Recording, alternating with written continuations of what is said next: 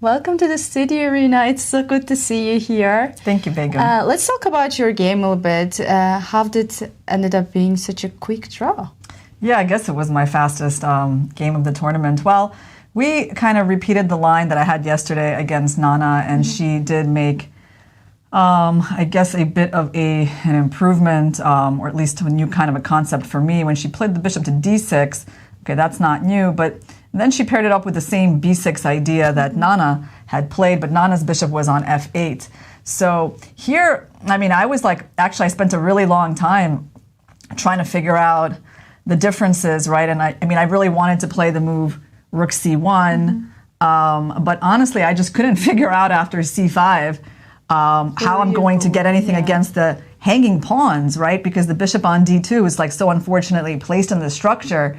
And, you know, like I could make a few attacks, but like nothing works. Like even when I go here trying to take an f6, you know, she just goes knight bd7 and then a6 and it kind of pushes me back and holds her center pawns. So it was a really big decision for me, and I didn't want to play the move knight f4. I see the engine just doesn't like my position at all, which means, yeah, my opponent prepared better for this game than I did. But still, with black, she, of course, she doesn't have anything, but somehow she's equalizing the position, and that's why you decided to play safe, and you guys got the position. Yeah, well, let me tell you, like after knight f4, I mean, of course, the problems the bishop can take, right? And somehow I was thinking, well, after bishop a6 here, I can still play. I can take at a6, play queen a4. But she played a good move c5, and I kind of realized pretty quickly that I was just like, I should really just start playing for a draw. Like, because my position is not allowing me to do more. And I made that switch in my mentality. I would say the one thing I did is, like, at least I had a proper evaluation of the position, that it was not going well for me. So how did you do this, like, quick adjustment? It's just so hard to do it, especially with white. You want to fight, and then out of the opening you feel like a little bit uncomfortable, and you have to. Yeah, well, I just figured it is important to be objective, right? Yes. At least like put on the brakes, just like, you know, yes, I can be quite optimistic, but I looked at my position and I was like, look, I mean, she just has an extra pawn in the center. There's really nothing that great about my position. I mean, the only good thing about this game was that I made the draw actually quite easily. I think it could have been harder for me. I'm not so sure about her trade, knight takes d2. I felt like that relieved my task a bit. I was expecting the move d4 here.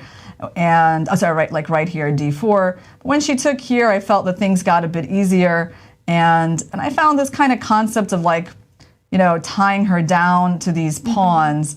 And honestly, I was expecting her to play on with queen c6. You know, okay, interesting. There's some kind of knight c3 move here, but I was like kind of looking at this knight c3. You know, d4 at some point, and even knight e4. And then you're getting the squares. I don't think you're, like, in danger. Yeah, it's interesting. So it seems like I evaluated okay that, like, my position was all right here. Maybe she was right not to play on. Yeah, I also think so. So let's talk about your award, Cairns Queen's Award. What does it mean to get this award right now for you? And then are you gonna play more chess? Yeah, right. So that was it's a very pleasant memory that you're bringing up. It happened, you know, maybe I guess over a week ago, right? But when you're playing the tournament, you're so engrossed in the tournament, you know, that's all you think about. It's like this huge thing that happens in my life has almost like been forgotten in a way, right? Compared to the more recent events. So. But actually, I would say the timing of this is pretty amazing, right? I mean, you can say there's no bad timing to get an award of $100,000, right?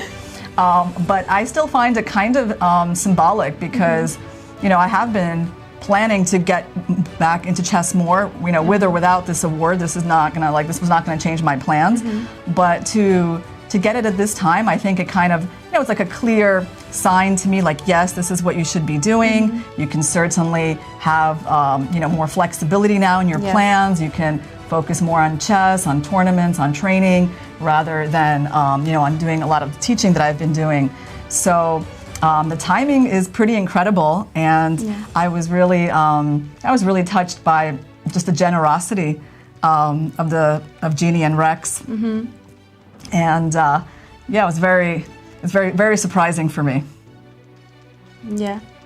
So it's also a great opportunity for the upcoming players. Over the next 5 years, up to 5 U.S. female chess players will be awarded $100,000 for earning their Grandmaster titles. And you are the first one, Irina, for already achieving Grandmaster years ago.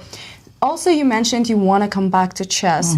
And what's your plans? What's your goals? Yeah, well, I would say my first thing is to try to address some of the things I do really badly right now, right? Like I think my last couple of tournaments, I mean, in general, all my tournaments show what it is that I need to work on. Same thing here, you know, I had a lot of good positions, just wasn't able to calculate my way to a win. So I think that's what I'll be spending the summer on, you know, going back to being like, you know, I've been a teacher of chess for so long, but like, you know, I think it's time for me to go back to being a student. That's awesome.